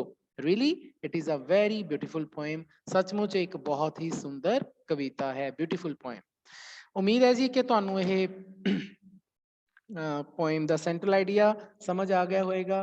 ਤੁਹਾਨੂੰ ਕੋਈ ਜ਼ਰੂਰਤ ਨਹੀਂ ਹੈ ਕੋਈ ਗਾਈਡਲਾਈਨ ਦੀ। ਜਿਹੜੇ +2 ਦੇ ਵਿੱਚ ਨਵੀਂ ਕਲਾਸ ਆਈ ਹੈ, ਮੈਂ ਉਹਨਾਂ ਨੂੰ ਕਹਿ ਰਿਹਾ, ਪੁਰਾਣੇ ਵਾਲਿਆਂ ਨੂੰ ਤਾਂ ਪਤਾ ਹੈ, ਕੋਈ ਨਵੀਂ ਗਾਈਡਲਾਈਨ ਦੀ ਤੁਹਾਨੂੰ ਲੋੜ ਨਹੀਂ, ਕਿਸੇ ਹੈਲਪ ਬੁੱਕ ਦੀ ਲੋੜ ਨਹੀਂ, ਕੋਈ ਟਿਊਸ਼ਨ ਦੀ ਲੋੜ ਨਹੀਂ। ਜਸਟ ਮੇਰੀ ਕਲਾਸ ਲਗਾਓ, ਚੰਗੀ ਤਰ੍ਹਾਂ ਸਮਝੋ, ਤੁਹਾਡਾ ਸਿਲੇਬਸ ਪੂਰਾ ਹੋ ਜਾਏਗਾ, ਸਮਝ ਆ ਜਾਏਗਾ। ਕੋਈ ਰੱਟੇ ਮਾਰਨ ਦੀ ਲੋੜ ਨਹੀਂ, ਸਮਝ ਕੇ ਕਰੋ ਜਿਵੇਂ ਮੈਂ ਤੁਹਾਨੂੰ ਸਮਝਾਉਣਾ ਹੈ, ਤੇ ਤੁਸੀਂ ਇਸ ਨੂੰ ਤਰੀਕੇ ਨਾਲ ਕਰੋ ਜੀ। ਹਾਂਜੀ, ਹੁਣ ਮੈਂ ਤੁਹਾਨੂੰ ਸਾਰਿਆਂ ਨੂੰ ਅਪੀਲ ਕਰੂੰਗਾ ਕਿ ਤੁਸੀਂ ਆਪਣਾ ਇੱਕ ਵਾਰੀ ਸਪੀਕਰ ਔਨ ਕਰੋ।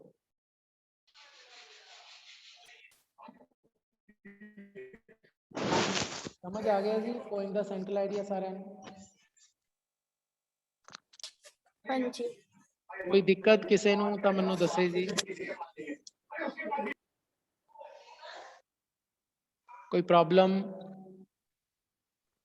ਨਜ਼ਮਾ, ਜਸਪ੍ਰੀਤ, ਅਸ਼ਪਿੰਦਰ, ਗੁਰਜੋਤ, ਕੋਮਲ, ਦੱਸੋ ਜੀ ਕੋਈ ਪ੍ਰੋਬਲਮ ਹੋਵੇ। ਅਮਨਦੀਪ, ਰਮਨ, ਕੋਈ ਪ੍ਰੋਬਲਮ ਨਹੀਂ? ਨਹੀਂ ਸਰ, ਨਹੀਂ ਜੀ। ਹਾਂਜੀ, ਚਲੋ ਠੀਕ ਹੈ ਜੀ। ਤੁਸੀਂ ਮਿਊਟ ਕਰ ਸਕਦੇ ਹੋ ਦੁਬਾਰਾ ਤੋਂ ਸਾਰੇ ਜਣੇ। ਹਾਂਜੀ, ਤੇ ਇਹ ਜਿਹੜਾ ਤੁਸੀਂ ਸੈਂਟਰਲ ਆਈਡੀਆ, ਮੈਂ ਤੁਹਾਨੂੰ ਇਹਦੀ PDF ਫਾਈਲ ਜੋ ਮੈਂ ਤੁਹਾਨੂੰ ਪੜ੍ਹਾਈ ਹੈ, ਇਹ ਤੁਹਾਨੂੰ ਮੈਂ ਸ਼ੇਅਰ ਕਰ ਦਿੰਦਾ ਹੁਣੀ ਥੋੜੀ ਦੇਰ ਬਾਅਦ।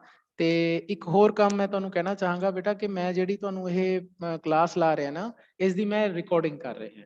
ਉਹ ਰਿਕਾਰਡਿੰਗ ਮੈਂ ਇਸ ਲਈ ਕਰ ਰਹੇ ਹਾਂ ਕਿਉਂਕਿ ਕਈ ਬੱਚੇ ਕਲਾਸ ਨਹੀਂ ਲਾ ਪਾਉਂਦੇ। ਰੀਜ਼ਨ ਕੀ ਹੈ ਕਿ ਉਹਨਾਂ ਕੋਲੇ ਕਈ ਵਾਰੀ ਮੋਬਾਈਲ ਨਹੀਂ ਹੁੰਦਾ, ਜਾਂ ਕਈ ਵਾਰੀ ਇਹ ਹੁੰਦਾ ਹੈ ਕਿ ਉਹ ਮੋਬਾਈਲ ਘਰ ਦੇ ਵਿੱਚ ਇੱਕੋ ਹੀ ਹੁੰਦਾ ਹੈ, ਤੇ ਉਹਨਾਂ ਦੇ ਬ੍ਰਦਰ ਨੂੰ ਵੀ ਮੋਬਾਈਲ ਉਸੇ ਟਾਈਮ ਚਾਹੀਦਾ, ਬਿਕੋਜ਼ ਉਹਦੀ ਕਲਾਸ ਵੀ ਲੱਗ ਰਹੀ ਹੈ ਜਾਂ ਉਹਦੀ ਸਿਸਟਰ ਦੀ ਕਲਾਸ ਲੱਗ ਰਹੀ ਹੈ, ਤਾਂ ਪ੍ਰੋਬਲਮ ਆ ਜਾਂਦੀ ਹੈ। ਤਾਂ ਮੈਂ ਫਿਰ ਉਸ ਰਿਕਾਰਡਡ ਲੈਕਚਰ ਨੂੰ ਬਾਅਦ 'ਚ ਆਪਣੇ YouTube ਵਾਲੇ ਚੈਨਲ ਤੇ ਪਾ ਦੇਣਾ, ਤੇ ਉਸਦਾ ਲਿੰਕ ਤੁਹਾਨੂੰ ਦੇ ਦੇਣਾ, ਜਿਵੇਂ ਮੈਂ ਕੱਲ ਕੀਤਾ ਸੀਗਾ। ਤਾਂ ਉਹਦਾ ਫਾਇਦਾ ਇਹ ਹੈ ਕਿ ਤੁਸੀਂ ਉਸ ਨੂੰ ਜਾ ਕੇ ਆਪਣਾ, ਜਿਵੇਂ ਵੀ ਤੁਹਾਨੂੰ ਮੋਬਾਈਲ ਅਰੇਂਜ ਹੁੰਦਾ ਹੈ, ਤਾਂ ਤੁਸੀਂ ਉਸ ਨੂੰ ਜਾ ਕੇ ਦੇਖ ਸਕਦੇ ਹੋ, ਤੇ ਤੁਸੀਂ ਉਸ ਨੂੰ ਦੁਬਾਰਾ ਵੀ ਦੇਖ ਸਕਦੇ ਹੋ। ਜੇਕਰ ਕੋਈ ਤੁਹਾਨੂੰ ਚੀਜ਼ ਕਲੀਅਰ ਨਹੀਂ ਹੋਈ ਤਾਂ ਤੁਸੀਂ ਦੁਬਾਰਾ ਤੋਂ ਲੈਕਚਰ ਸੁਣ ਸਕਦੇ ਹੋ। ਤਾਂ ਇਹ ਜਿਹੜਾ ਤੁਹਾਨੂੰ ਮੈਂ ਲਿੰਕ ਹੈ, ਤੁਹਾਨੂੰ ਮੈਂ 1-1:30 ਵਜੇ ਪਾ ਦੂੰਗਾ ਜੀ, ਤੇ ਤੁਸੀਂ ਆਪਣਾ ਕਰ ਸਕਦੇ ਹੋ ਦੁਬਾਰਾ ਤੋਂ। ਹਾਂਜੀ, ਹੁਣ ਇਸ ਤੋਂ ਬਾਅਦ ਮੈਂ ਚਾਹਾਂਗਾ ਕਿ ਆਪਾਂ ਦੇਖੀਏ ਆਪਣੀ ਬੁੱਕ। ਤਾਂ ਬੁੱਕ ਦੇ ਵਿੱਚ ਬੇਟਾ ਮੈਂ ਕੱਲ ਤੁਹਾਨੂੰ ਇੱਕ ਟੌਪਿਕ ਸ਼ੁਰੂ ਕਰਾਇਆ ਸੀ, ਉਹ ਸੀ ਫਿਗਰ ਆਫ ਸਪੀਚ। ਤਾਂ ਫਿਗਰ ਆਫ ਸਪੀਚ ਦੇ ਕੱਲ ਮੈਂ 2 ਟੌਪਿਕਸ ਕਰਾਏ ਸੀ, ਅੱਜ ਮੈਂ ਦੁਬਾਰਾ ਤੋਂ ਥੋੜਾ ਜਿਹਾ ਉਹਨੂੰ ਰਿਵਾਈਜ਼ ਕਰਵਾ ਦੇਣਾ। ਫਿਗਰ ਆਫ ਸਪੀਚ ਦਾ ਮਤਲਬ ਕੀ ਹੈ? ਫਿਗਰ ਆਫ ਸਪੀਚ ਦਾ ਮਤਲਬ ਹੁੰਦਾ ਹੈ ਜੀ ਕਹਿਣ ਦਾ, ਕਹਿਣ ਦੇ ਢੰਗ। स्पीच का मतलब कोई स्पीच कहना है ना, फिगर ऑफ स्पीच का मतलब कहन दे ढंग, कहन दे ढंग मतलब कविता कहन दे ढंग, कविता कहन दे ढंग। देखो कवि हुंदा बेटा वो अपनी ना कविता ਨੂੰ ਸ਼ਿੰਗਾਰਦਾ ਹੈ, ਕਈ ਚੀਜ਼ਾਂ ਦੇ ਨਾਲ ਸ਼ਿੰਗਾਰਦਾ ਹੈ। ਜਿਵੇਂ ਸਪੋਜ਼ ਕਰੋ ਕਿਸੇ ਹੁਣ ਲੜਕੀ ਦੀ ਸ਼ਾਦੀ ਹੋ ਰਹੀ ਹੋਵੇ ਤਾਂ ਲੜਕੀ ਦਾ ਮੇਕਅਪ ਕੀਤਾ ਜਾਂਦਾ ਹੈ, ਉਸ ਨੂੰ ਦੁਲਹਨ ਵਾਂਗੂ ਸਜਾਇਆ ਜਾਂਦਾ ਹੈ। ਕਿਉਂ ਸਜਾਇਆ ਜਾਂਦਾ? ਤਾਂ ਕਿ ਉਹ ਪੂਰੀ ਮੈਰਿਜ ਦੇ ਵਿੱਚ ਅਲੱਗ ਨਜ਼ਰ ਆਵੇ, ਪਤਾ ਲੱਗੇ ਕਿ ਇਸ ਲੜਕੀ ਦੀ ਸ਼ਾਦੀ ਹੋ ਰਹੀ ਹੈ। ਤਾਂ ਉਹਨੂੰ ਮੇਕਅਪ ਜਿਹੜਾ ਪਰਸਨ ਹੁੰਦਾ ਹੈ ਉਹ ਪੂਰੀ ਤਰ੍ਹਾਂ ਸ਼ਿੰਗਾਰਦਾ ਹੈ ਉਸ ਨੂੰ। ਤਾਂ ਬਿਲਕੁਲ ਇਸੇ ਤਰ੍ਹਾਂ ਜਿਹੜੀ ਕਵਿਤਾ ਹੈ ਉਸ ਨੂੰ ਸ਼ਿੰਗਾਰਿਆ ਜਾਂਦਾ ਹੈ ਕਵੀ ਦੁਆਰਾ।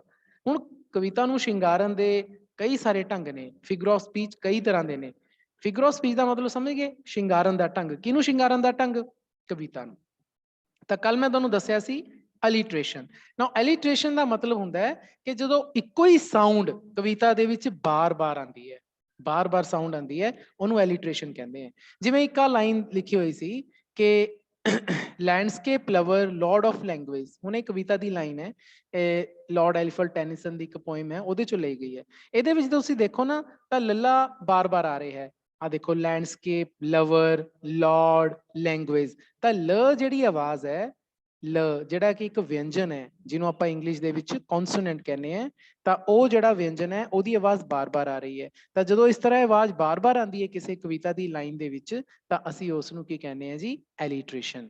ਬਿਲਕੁਲ ਇਸੇ ਤਰ੍ਹਾਂ ਦੇਖੋ, ਇਨ ਅ ਸਮਰ ਸੀਜ਼ਨ ਵੈਨ ਸੌਫਟ ਵਾਜ਼ ਦਾ ਸਨ। ਹੁਣ ਇਹ ਵੀ ਇੱਕ ਲਾਈਨ ਪੀਅਰਸ ਪਲੋਮੈਨ ਵਾਲੀ ਪੋਇਮ ਚੋਂ ਲਈ ਗਈ ਹੈ। ਹੁਣ ਇਸ ਲਾਈਨ ਦੇ ਵਿੱਚ ਦੇਖੋ ਸੱਸੇ ਦੀ ਆਵਾਜ਼ ਬਾਰ-ਬਾਰ ਆ ਰਹੀ ਹੈ, ਸਮਰ ਦਾ ਸ, ਸੀਜ਼ਨ ਦਾ ਸ, ਸੌਫਟ ਦਾ ਸ, ਸਨ ਦਾ ਸ। ਤਾਂ ਦੇਖੋ ਸੱਸੇ ਦੀ ਆਵਾਜ਼ ਬਾਰ-ਬਾਰ ਆ ਰਹੀ ਹੈ। ਉੱਪਰ ਵਾਲੀ ਲਾਈਨ 'ਚ ਲੱਲੇ ਦੀ ਆਵਾਜ਼ ਆ ਰਹੀ ਹੈ ਤੇ ਨੀਚੇ ਵਾਲੇ ਲਾਈਨ ਦੇ ਵਿੱਚ ਸੱਸੇ ਦੀ ਆਵਾਜ਼ ਆ ਰਹੀ ਹੈ। ਸੱਸਾ ਵੀ ਵਿਅੰਜਨ ਹੈ, ਸੱਸਾ ਵੀ ਕੌਨਸੋਨੈਂਟ ਹੈ। ਤੁਹਾਨੂੰ ਪਤਾ ਇੰਗਲਿਸ਼ ਦੇ ਵਿੱਚ ਕਿੰਨੇ ਵਿਅੰਜਨ ਹੈ? ਇੰਗਲਿਸ਼ ਦੇ ਵਿੱਚ ਇਹਨਾਂ 5 ਅੱਖਰਾਂ ਨੂੰ ਛੱਡ ਕੇ AEIOU, ਜਿਨ੍ਹਾਂ ਨੂੰ ਅਸੀਂ ਵਾਉਲਸ ਕਹਿੰਦੇ ਆ, ਇਹਨਾਂ ਨੂੰ ਅਸੀਂ ਸਵਰ ਕਹਿੰਦੇ ਆ। ਇਹਨਾਂ ਵਾਉਲਸ ਨੂੰ ਛੱਡ ਕੇ ਬਾਕੀ ਦੇ ਸਾਰੇ ਜਿਹੜੇ ਅੱਖਰ ਨੇ, ਟੋਟਲ ਅੱਖਰ 26 ਨੇ ਇੰਗਲਿਸ਼ ਦੇ ਅਲਫਾਬੇਟ 'ਚ, ABC 'ਚ 26 ਅੱਖਰ ਨੇ। 26 ਚੋਂ 5 ਆ ਰਹਿ ਗਏ, ਬਾਕੀ ਸਾਰੇ 21 ਦੇ 21 ਕੀ ਨੇ ਜੀ? These are all ਕੌਨਸੋਨੈਂਟਸ। ਕੌਨਸੋਨੈਂਟਸ ਜਿਹਨੂੰ ਆਪਾਂ ਪੰਜਾਬੀ ਦੇ ਵਿੱਚ ਵਿਅੰਜਨ ਕਹਿੰਦੇ ਆ, ਉਹ ਸਾਰੇ ਵਿਅੰਜਨ ਨੇ। ਉਹਨਾਂ 'ਚ ਸੱਸਾ ਵੀ ਆ ਜਾਂਦਾ, ਲੱਲਾ ਵੀ ਆ ਜਾਂਦਾ, ਲ, ਸ, ਐਲ, ਸ, ਮ, ਐਨ, ਐਮ, ਐਨ, ਇਹ ਸਾਰੇ ਆ ਜਾਂਦੇ ਨੇ। ਤਾਂ ਜਦੋਂ ਇਹ ਸਾਰੇ ਅੱਖਰ ਬਾਰ-ਬਾਰ ਇੱਕੋ ਲਾਈਨ 'ਚ ਆਉਂਦੇ ਨੇ ਤਾਂ ਅਸੀਂ ਉਸ ਨੂੰ ਐਲੀਟਰੇਸ਼ਨ ਕਹਿੰਦੇ ਆ। ਤਾਂ ਪੇਪਰ ਦੇ ਵਿੱਚ ਕੀ ਆਊਗਾ? ਤੁਹਾਨੂੰ ਪੇਪਰ ਦੇ ਵਿੱਚ ਇਹ ਆਊਗਾ, ਤੁਹਾਨੂੰ ਇੱਕ ਕਵਿਤਾ ਦਿੱਤੀ ਹੋਊਗੀ, ਉਹਦੀਆਂ 4 ਲਾਈਨਾਂ ਦਿੱਤੀਆਂ ਹੋਣਗੀਆਂ ਤੇ ਉਸ 4 ਲਾਈਨਾਂ ਦੇ ਨੀਚੇ ਪੁੱਛਿਆ ਜਾਊਗਾ ਕਿ ਇਹਨਾਂ 4 ਲਾਈਨਾਂ ਵਿੱਚੋਂ ਕਿਹੜੀ ਲਾਈਨ ਦੇ ਵਿੱਚ ਐਲੀਟਰੇਸ਼ਨ ਯੂਜ਼ ਹੋਈ ਹੈ, ਕਿਹੜੀਆਂ ਲਾਈਨਾਂ ਦੇ ਵਿੱਚ ਐਲੀਟਰੇਸ਼ਨ ਯੂਜ਼ ਹੋਈ ਹੈ। ਤਾਂ ਇਹ ਮੈਂ ਤੁਹਾਨੂੰ ਬਾਅਦ ਚ ਕਰਵਾਉਣਾ ਕਿ ਕਿਵੇਂ ਕੀਤਾ ਜਾਊਗਾ। ਤਾਂ ਐਲੀਟਰੇਸ਼ਨ ਸਮਝ ਆ ਗਈ ਜੀ? ਇੱਕ ਵਾਰੀ ਸਾਰੇ ਜਣੇ ਜਰਾ ਮੈਨੂੰ ਸਪੀਕਰ ਔਨ ਕਰਕੇ ਦੱਸੋ ਕਿ ਹਾਂਜੀ ਐਲੀਟਰੇਸ਼ਨ ਪਤਾ ਲੱਗ ਗਈ। ਸਪੀਕਰ ਔਨ ਕਰੋ ਜੀ। ਹਾਂਜੀ ਅਸ਼ਪਿੰਦਰ। ਕਰ ਲਈ। ਹਾਂ ਐਲੀਟਰੇਸ਼ਨ ਹਾਂਜੀ ਪਤਾ ਸਰ ਲੱਗ ਗਈ? ਸਮਝ। ਹਾਂਜੀ ਓਕੇ, ਹਾਂਜੀ ਕੀ ਹੁੰਦੀ ਹੈ ਐਲੀਟਰੇਸ਼ਨ? ਅਸ਼ਪਿੰਦਰ ਮਾੜਾ ਜਿਹਾ ਦੱਸੋਗੇ ਜੋ ਮੈਂ ਦੱਸਿਆ? ਸਰ ਜਿਹੜੇ ਅੱਖਰ ਪੋਇਮ ਦੇ ਪਹਿਲੇ ਵਿੱਚ ਤੇ ਕਿਸੇ ਲਾਈਨ ਵਿੱਚ ਵਾਰ-ਵਾਰ ਆਉਣ। ਬਿਲਕੁਲ ਬਿਲਕੁਲ, ਆਵਾਜ਼ ਅੱਖਰ ਦੀ ਥਾਂ ਤੇ ਨਾ ਆਪਾਂ ਆਵਾਜ਼ ਕਹੋ ਵੀ ਜੇਕਰ ਆਵਾਜ਼ ਬਾਰ-ਬਾਰ ਆਉਂਦੀ ਹੈ ਇੱਕੋ ਲਾਈਨ 'ਚ, ਚਾਹੇ ਉਹ ਆਵਾਜ਼ ਕੋਈ ਵੀ ਹੋਵੇ, ਸੱਸੇ ਦੀ ਆਵਾਜ਼ ਹੋਵੇ, ਲੱਲੇ ਦੀ ਹੋਵੇ, ਮ ਦੀ ਹੋਵੇ, ਨ ਦੀ ਹੋਵੇ, ਟ ਦੀ ਹੋਵੇ, ਤਾਂ ਇਹਨੂੰ ਅਸੀਂ ਐਲੀਟਰੇਸ਼ਨ ਕਹਿੰਦੇ ਹਾਂ। ਬੜੀ ਸੌਖੀ ਹੈ ਇਹ ਤੇ ਪੇਪਰ 'ਚ ਇਹ ਆ ਸਕਦੀ ਹੈ। ਓਕੇ ਜੀ, ਮਿਊਟ ਤੁਸੀਂ ਕਰ ਸਕਦੇ ਹੋ ਸਾਰੇ ਜਣੇ। ਹੁਣ ਆਪਾਂ ਸੈਕਿੰਡ ਫਿਗਰ ਆਫ ਸਪੀਚ ਕਰਦੇ ਹਾਂ, ਜਿਹੜੀ ਮੈਂ ਕੱਲ ਵੀ ਕਰਾਈ ਸੀ, ਉਹਨੂੰ ਆਪਾਂ ਕਹਿੰਦੇ ਹਾਂ ਸਿਮਿਲੀ। ਨਾ ਇਹਨੂੰ ਸਿਮਿਲੀ ਕਹਿੰਦੇ ਆ। ਤਾਂ ਮੈਂ ਕੱਲ ਦੱਸਿਆ ਸੀ ਇੱਕ ਸਮਾਈਲ ਹੁੰਦਾ ਸਾਡਾ ਇੰਗਲਿਸ਼ ਦਾ ਵਰਡ, ਸਮਾਈਲ ਦਾ ਮਤਲਬ ਹੁੰਦਾ ਮੁਸਕਰਾਉਣਾ, ਲੇਕਿਨ ਸਿਮਿਲੀ ਦੇ ਵਿੱਚ ਕੀ ਹੋ ਜਾਂਦਾ ਹੈ ਕਿ ਐਸ ਦੇ ਨਾਲ ਆਈ ਪੈ ਜਾਂਦੀ ਹੈ, ਇਹਨੂੰ ਆਪਾਂ ਸਿਮਿਲੀ ਕਹਿੰਦੇ ਆ। ਕਈ ਕੁੜੀਆਂ ਦਾ ਨਾਂ ਵੀ ਹੁੰਦਾ ਸਿਮਿਲੀ ਵੈਸੇ। ਤਾਂ ਸਿਮਿਲੀ ਦਾ ਮਤਲਬ ਕੀ ਹੈ? ਸਿਮਿਲੀ ਦਾ ਮਤਲਬ ਹੈ ਕਿ ਕਵਿਤਾ ਦੀ ਕਿਸੇ ਲਾਈਨ ਦੇ ਵਿੱਚ ਕਵੀ ਨੇ ਕੰਪੈਰੀਜ਼ਨ ਕੀਤਾ ਹੈ, ਤੁਲਨਾ ਕੀਤੀ ਹੈ, ਤੁਲਨਾ ਕੀਤੀ ਹੈ। ਲੇਕਿਨ ਉਹ ਤੁਲਨਾ ਕਿਵੇਂ ਕੀਤੀ ਹੈ? ਡਾਇਰੈਕਟ। ਤਾਂ ਇਹ ਕਲੀਅਰ ਹੋਣਾ ਚਾਹੀਦਾ ਹੈ ਕਿ ਇਹ ਕਲੀਅਰ ਕੰਪੈਰੀਜ਼ਨ ਹੈ, ਮਤਲਬ ਕਿ ਡਾਇਰੈਕਟ ਕੰਪੈਰੀਜ਼ਨ ਹੈ ਦੋ ਚੀਜ਼ਾਂ ਦਾ। ਡਾਇਰੈਕਟ ਕੰਪੈਰੀਜ਼ਨ, ਡਾਇਰੈਕਟ ਤੁਲਨਾ, ਸਿੱਧੀ ਤੁਲਨਾ ਕੀਤੀ ਗਈ ਹੈ, ਕੰਪੈਰੀਜ਼ਨ ਦੋ ਚੀਜ਼ਾਂ ਦੇ ਵਿਚਕਾਰ ਕਿਸੇ ਲਾਈਨ 'ਚ। ਕਿਵੇਂ ਕਰਦਾ ਉਹ ਇੱਕ ਵਰਡ ਯੂਜ਼ ਕਰਦਾ ਹੈ, ਉਹ ਵਰਡ ਹੁੰਦਾ ਹੈ ਐਜ਼ ਜਾਂ ਲਾਈਕ। ਤਾਂ ਤੁਸੀਂ ਬੱਚਿਓ ਇਹ ਦੋ ਵਰਡ ਯਾਦ ਰੱਖਣੇ, ਇੱਕ ਐਜ਼ ਤੇ ਇੱਕ ਲਾਈਕ। ਜੇਕਰ ਕਿਸੇ ਵੀ ਲਾਈਨ ਦੇ ਵਿੱਚ, ਕਵਿਤਾ ਦੀ ਕਿਸੇ ਵੀ ਲਾਈਨ ਦੇ ਵਿੱਚ ਐਜ਼ ਜਾਂ ਲਾਈਕ ਸ਼ਬਦ ਲਾ ਕੇ ਕਿਸੇ ਕਵੀ ਨੇ ਦੋ ਚੀਜ਼ਾਂ ਦੀ ਤੁਲਨਾ ਕੀਤੀ ਹੈ, ਤਾਂ ਉਹਨੂੰ ਅਸੀਂ ਐਜ਼ ਜਾਂ ਸੌਰੀ ਉਸਨੂੰ ਅਸੀਂ ਸਿਮਿਲੀ ਕਹਿੰਦੇ ਆ। ਐਜ਼ ਜਾਂ ਲਾਈਕ ਲਾ ਕੇ ਆਪਾਂ ਕੀ ਕਹਿੰਦੇ ਆ, ਡਾਇਰੈਕਟ ਤੁਲਨਾ ਕਰਦੇ ਆ। ਜਿਵੇਂ ਆਪਾਂ ਕਹਿ ਦਿੰਦੇ ਆ ਕਿ ਉਹ ਸ਼ੇਰ ਦੀ ਤਰ੍ਹਾਂ ਬਹਾਦਰ ਹੈ, ਮੈਂ ਤੁਹਾਨੂੰ ਸਿੰਪਲ ਸਮਝਾਣਾ ਪੰਜਾਬੀ ਚ ਕਿ ਉਹ ਸ਼ੇਰ ਦੀ ਤਰ੍ਹਾਂ ਬਹਾਦਰ ਹੈ, ਤਾਂ he is strong as a lion। English ਦੇ ਵਿੱਚ ਆਪਾਂ ਉਹਨੂੰ ਕਹਾਂਗੇ he is strong, ਇੱਥੇ ਲਿਖ ਦੇਣਾ ਮੈਂ, he is strong, he is strong as a lion। ਠੀਕ ਹੈ ਜੀ। ਹੁਣ ਦੇਖੋ ਇਹ ਲਾਈਨ ਦੇ ਵਿੱਚ ਮੈਂ ਸਿਮਿਲੀ ਯੂਜ਼ ਕੀਤੀ ਹੈ। ਕਿਵੇਂ ਸਿਮਿਲੀ ਯੂਜ਼ ਕੀਤੀ ਹੈ ਕਿ ਮੈਂ ਹੀ ਦੀ ਕੰਪੈਰੀਜ਼ਨ ਲਾਇਨ ਦੇ ਨਾਲ ਕੀਤੀ ਹੈ। ਹੀ ਦਾ ਮਤਲਬ ਕਿਸੇ ਪਰਸਨ ਦਾ ਕੰਪੈਰੀਜ਼ਨ ਕਿਹਦੇ ਨਾਲ ਕੀਤਾ ਹੈ, ਸ਼ੇਰ ਦੇ ਨਾਲ, ਲੇਕਿਨ ਡਾਇਰੈਕਟ ਕੰਪੈਰੀਜ਼ਨ ਕੀਤਾ ਹੈ ਕਿਵੇਂ, ਐਜ਼ ਲਾ ਕੇ। ਇੱਥੇ ਮੈਂ ਐਜ਼ ਲਾ ਦਾਂ ਜਾਂ ਲਾਈਕ ਲਾ ਦਾਂ, ਦੋਨਾਂ ਚ ਜਿਹੜਾ ਮਰਜ਼ੀ ਵਰਡ ਯੂਜ਼ ਕਰ ਲਾ। ਮੈਨੇ ਦੋ ਚੀਜ਼ਾਂ ਦੀ ਤੁਲਨਾ ਕਰਤੀ, ਲਾਈਕ ਜਾਂ ਐਜ਼ ਲਾ ਕੇ, ਤਾਂ ਇਹਦਾ ਮਤਲਬ ਮੈਂ ਇੱਥੇ ਕੀ ਯੂਜ਼ ਕੀਤਾ ਹੈ, ਸਿਮਿਲੀ। ਮੈਂ ਇੱਥੇ ਸਿਮਿਲੀ ਯੂਜ਼ ਕੀਤੀ ਹੈ। ਤਾਂ ਇਹ ਵੀ ਇੱਕ ਕਵਿਤਾ ਨੂੰ ਸ਼ਿੰਗਾਰਨ ਦਾ ਕਵੀ ਦਾ ਇੱਕ ਜ਼ਰੀਆ ਹੈ, ਕਹਿਣ ਦਾ ਤਰੀਕਾ ਹੈ, ਫਿਗਰ ਆਫ ਸਪੀਚ ਹੈ। ਤਾਂ ਫਿਗਰ ਆਫ ਸਪੀਚ ਨੂੰ ਸਮਝੋ ਕੀ ਹੁੰਦੀ ਹੈ figure of speech. Figure of speech ਦਾ ਮਤਲਬ ਕਹਿਣ ਦਾ ਢੰਗ, ਕਵਿਤਾ ਨੂੰ ਲਿਖਣ ਦਾ ਇੱਕ ਢੰਗ, ਸ਼ਿੰਗਾਰਨ ਦਾ ਇੱਕ ਢੰਗ। ਤਾਂ ਇਸ ਤਰ੍ਹਾਂ ਹੁਣ ਦੇਖੋ ਇੱਥੇ ਇੱਕ ਐਗਜ਼ਾਮਪਲ ਹੈ, I wandered lonely as a cloud। ਇਹ ਤੁਹਾਡੀ ਵਿਲੀਅਮ ਵਰਡਸਵਰਥ ਦੀ ਪੋਇਮ ਹੈ, ਡੈਫੋਡਿਲਸ। ਇਹ ਪੁਰਾਣੀ ਕਲਾਸ ਚ +2 ਕਲਾਸ ਚ ਹੁੰਦੀ ਸੀ, ਬੜੀ ਵਧੀਆ ਪੋਇਮ ਸੀ, ਮੇਰੀ one of the favourite poem ਹੈ ਇਹ, ਲੇਕਿਨ ਪਤਾ ਨਹੀਂ +2 ਕਲਾਸ ਚ ਕਿਉਂ ਕੱਢਤੀ ਇਹ। ਚਲੋ, ਤਾਂ ਉਹਦੇ ਵਿੱਚ ਪਹਿਲੀ ਲਾਈਨ ਹੈ ਇਸ ਕਵਿਤਾ ਦੀ, ਸਭ ਤੋਂ ਪਹਿਲੀ ਲਾਈਨ ਹੈ, ਕਹਿੰਦੇ ਮੈਂ ਮਾਰਿਆ ਮਾਰਿਆ ਫਿਰਦਾ ਸੀ। ਵਾਂਡਰਡ ਦਾ ਮਤਲਬ ਹੁੰਦਾ ਮਾਰਿਆ ਮਾਰਿਆ ਫਿਰਨਾ, ਲੋਨਲੀ ਮਤਲਬ ਇਕੱਲਾ, ਐਜ਼ ਅ ਕਲਾਊਡ ਬੱਦਲ ਦੀ ਤਰ੍ਹਾਂ। ਕਹਿੰਦਾ ਮੈਂ ਬੱਦਲ ਦੀ ਤਰ੍ਹਾਂ ਮਾਰਿਆ ਮਾਰਿਆ ਫਿਰਦਾ ਸੀ। ਹੁਣ ਇੱਥੇ ਦੇਖੋ ਉਹ ਆਪਣਾ ਕੰਪੈਰੀਜ਼ਨ ਕਿਹਦੇ ਨਾਲ ਕਰ ਰਿਹਾ ਹੈ, ਕਲਾਊਡ ਦੇ ਨਾਲ ਕਰ ਰਿਹਾ ਹੈ, ਕਿਉਂਕਿ ਕਲਾਊਡ ਵੀ ਹਵਾ ਦਾ ਨਾਲ ਕਦੇ ਇੱਧਰ ਕਦੇ ਉੱਧਰ ਮਾਰਿਆ ਮਾਰਿਆ ਫਿਰਦਾ ਕਲਾਊਡ। ਹਵਾ ਜਿੱਧਰ ਨੂੰ ਚੱਲ ਪਈ ਉੱਧਰ ਨੂੰ ਬੱਦਲ ਚੱਲ ਪੈਂਦਾ, ਠੀਕ ਹੈ ਜੀ। ਤਾਂ ਉਹ ਆਪਣਾ ਕੰਪੈਰੀਜ਼ਨ ਕਿਹਦੇ ਨਾਲ ਕਰ ਰਿਹਾ ਹੈ, ਕਲਾਊਡ ਦੇ ਨਾਲ, ਬੱਦਲ ਦੇ ਨਾਲ, ਲੇਕਿਨ ਕਿਵੇਂ, ਡਾਇਰੈਕਟ। ਕਿਉਂ, ਕਿਉਂਕਿ ਐਜ਼ ਲੱਗਿਆ, ਡਾਇਰੈਕਟ ਕੰਪੈਰੀਜ਼ਨ ਹੋ ਗਿਆ। ਤਾਂ ਅਸੀਂ ਇਸ ਨੂੰ ਕੀ ਕਹਿੰਦੇ ਆ ਜੀ, ਅਸੀਂ ਇਸ ਨੂੰ ਕਹਿੰਦੇ ਆ ਸਿਮਿਲੀ। ਇੱਥੇ ਸਿਮਿਲੀ ਯੂਜ਼ ਕੀਤੀ ਗਈ ਹੈ। ਹੁਣ ਅੱਗੇ ਆ ਜਾਂਦੀ ਹੈ ਜੀ ਜਿਹੜੀ ਸਾਡੀਆਂ ਹੋ ਚੁੱਕੀਆਂ। ਹੁਣ ਮੈਨੂੰ ਪਲੀਜ਼ ਸਾਰੇ ਜਣੇ ਨਾ ਇੱਕ ਵਾਰੀ ਫੇਰ, ਕਿਉਂਕਿ ਮੈਨੂੰ ਬੜੀ ਇਹ ਜ਼ਰੂਰਤ ਰਹਿੰਦੀ ਹੈ ਕਿ ਮੈਂ ਸਾਰਿਆਂ ਨੂੰ ਪਤਾ ਕਰਾਂ ਕਿ ਤੁਹਾਨੂੰ ਸਮਝ ਆਈ ਕਿ ਨਹੀਂ। ਤਾਂ ਹੁਣ ਦੱਸੋ ਜੀ, ਸਿਮਿਲੀ ਸਮਝ ਆਈ ਕਿ ਨਹੀਂ? ਔਨ ਕਰੋ ਜੀ ਸਾਰੇ। ਹਾਂਜੀ, ਸਿਮਿਲੀ ਸਮਝ ਆਈ? ਹਾਂਜੀ ਕਲੀਅਰ ਹੋ ਗਈ? ਹਾਂਜੀ ਆ ਗਈ ਜੀ ਸਮਝ। ਹਾਂਜੀ ਬਹੁਤ ਵਧੀਆ ਗੱਲ ਹੈ। ਹਾਂਜੀ ਸਾਰੇ ਜਣੇ ਬੇਟਾ ਰਿਸਪੌਂਡ ਕਰਿਆ ਕਰੋ। ਨਜ਼ਮਾ ਦੱਸੇ, ਜਸਵੰਤ, ਕੋਮਲ, ਅਮਨਦੀਪ, ਰਮਨ, ਇਹ ਵੀ ਦੱਸੋ।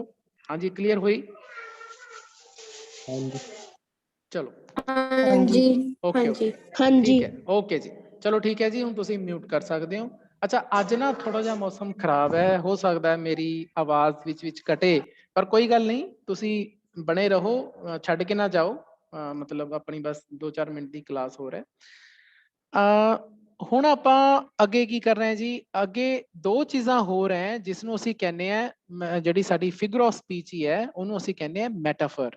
ਮੈਟਾਫਰ, ਠੀਕ ਹੈ। ਤੇ ਇੱਕ ਹੈ ਸਾਡੀ ਪਰਸੋਨੀਫਿਕੇਸ਼ਨ। ਮੈਟਾਫਰ ਤੇ ਪਰਸੋਨੀਫਿਕੇਸ਼ਨ।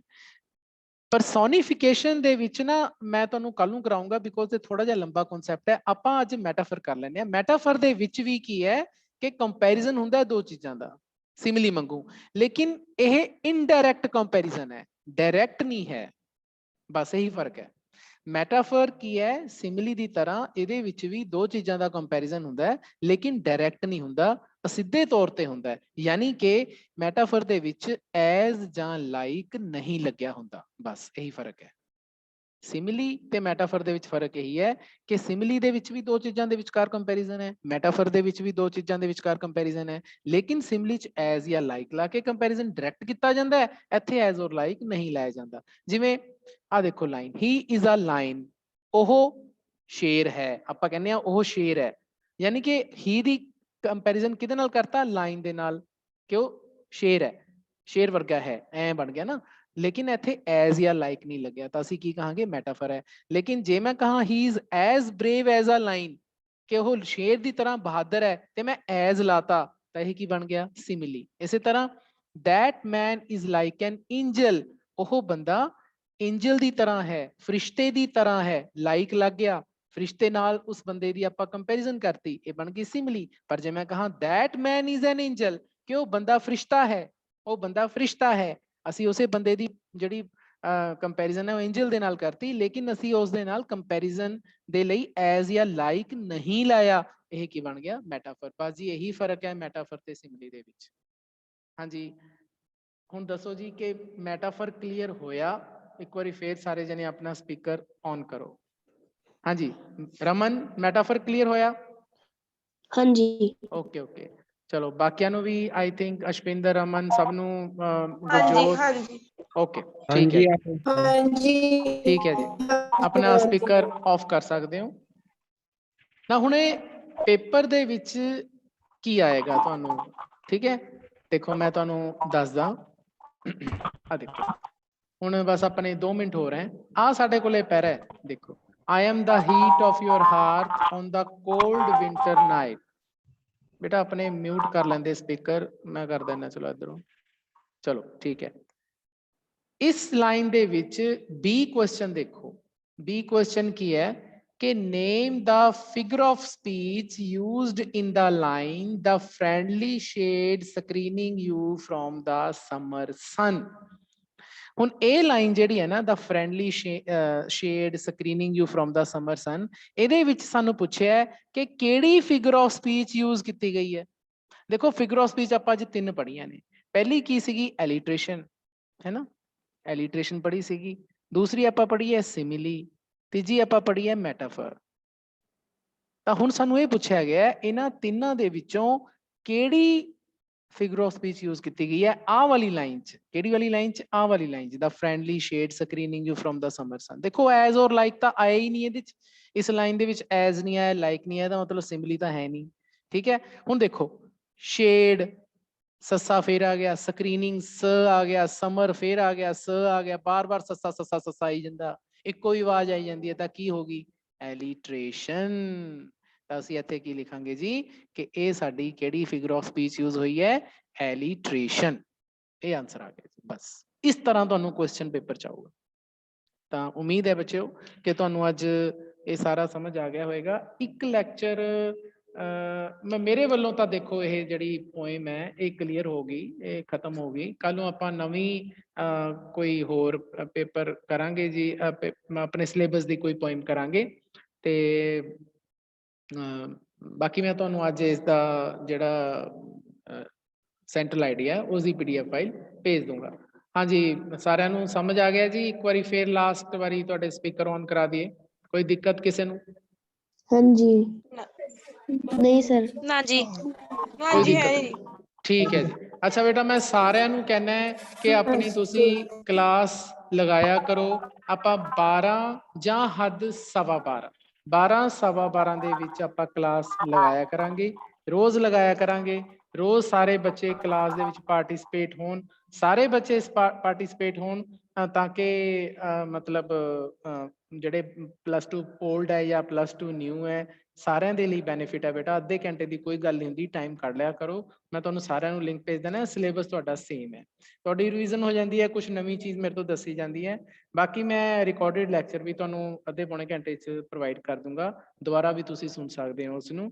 ਤੇ ਬਾਕੀ ਕੰਮ ਜ਼ਰੂਰ ਕਰ ਲੈਣਾ ਹੈ, ਸੈਂਟਰਲ ਆਈਡੀਆ ਪੱਕੀ ਕਾਪੀ ਤੇ ਲਿਖ ਲੈਣਾ ਹੈ। ਆ ਫਿਗਰ ਆਫ ਸਪੀਚ ਤਿੰਨੇ ਇਹਦੇ ਨੋਟਸ ਬਣਾ ਲੈਣੇ ਕਿ 3 ਤਰ੍ਹਾਂ ਦੀ ਫਿਗਰ ਆਫ ਸਪੀਚ ਹੁੰਦੀ ਹੈ ਜੀ।